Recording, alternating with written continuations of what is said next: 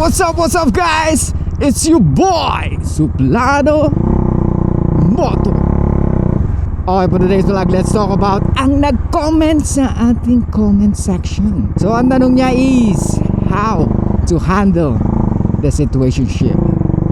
So, Brad, hindi ko alam kung ano ibig sabihin mong how to handle the situationship.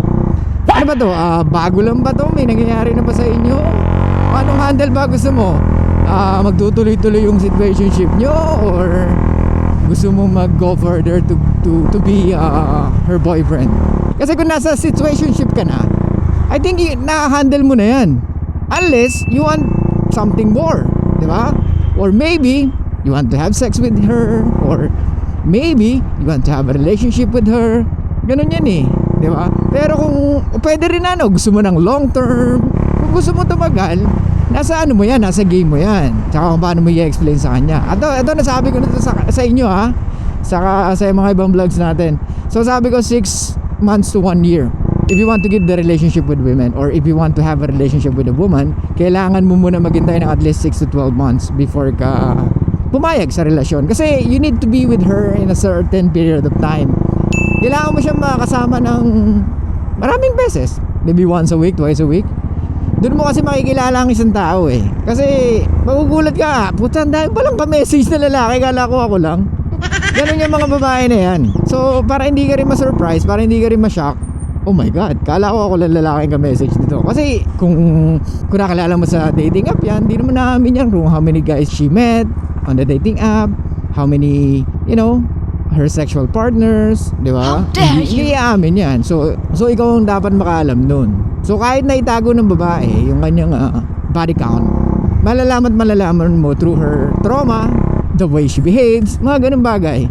Kasi yun yung mga bagay na hindi mo kayang itago. Yung pag-uugali, behavior, yan, attitude. Yan yung mga bagay na hindi kayang itago ng mga kababaihan na akala nila they can hide that. Hindi nila mai-hide yan.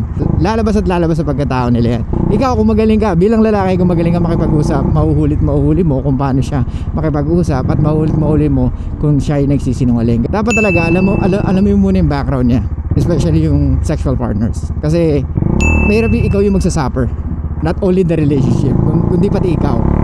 So mahirap maging superhero sa isang babae na alam mo na maraming trauma or maraming dinadala. I don't want you to pay the price sa mga bagay na ginawa niya sa sarili niya, di ba? So dapat pakita mo talaga sa kanya na ikaw ang leader ng relationship, kahit na situationship yan, na ikaw ang masusunod. Kung gusto mo na mag-level up yan to a relationship. Pero kung situationship na gusto mo lang is yung nagkikita lang kayo just for the sake of, alam mo yun, companionship, tapos at the same time may nangyayari sa inyo, ayaw mo na siya kung gusto niya magsuot ng provocative clothes, ayaw mo na siya kung gusto niya may kausap na lalaki, ayaw mo na siya kung gusto niya mag-post sa mga sexy pictures. Kaso nga lang Brad, ang problema lang dyan, let's say nasa labas ka, makikita ka ng mga ibang followers niya kasi kasama mo siya. Alam mo yun, parang di ba rin yung dating sa'yo. So kung gano'n naman yung situation nyo, ayaw nyo lang level up, di ayaw mo na lang siya, di ba? Kaya mahirap yung tanong mo Brad, how to handle situationship. Una-una, I think na-handle mo na talaga yan kasi nandiyan ka na di ba? It means that you have done things na nagugustuhan niya, kaya nandiyan ka. So kaya guys, next time, pag magtatanong kayo, lagyan nyo ng konting kwento. Huwag yung napakabilis, paano kung ganito? Ano yung tanong na yun? Kaya minsan hindi ko masagot yung mga tanong nyo Paano kung siya naman yung ganito? Ano ba yun? Ano ibig mo sabihin dun? Medyo lagyan mo ng konting imagination. Medyo lagyan mo ng kwento para I can use my imagination kung ano yung kung nasang ka sitwasyon, di ba? Okay, so lang guys, thank you so much. I'll see you guys next time.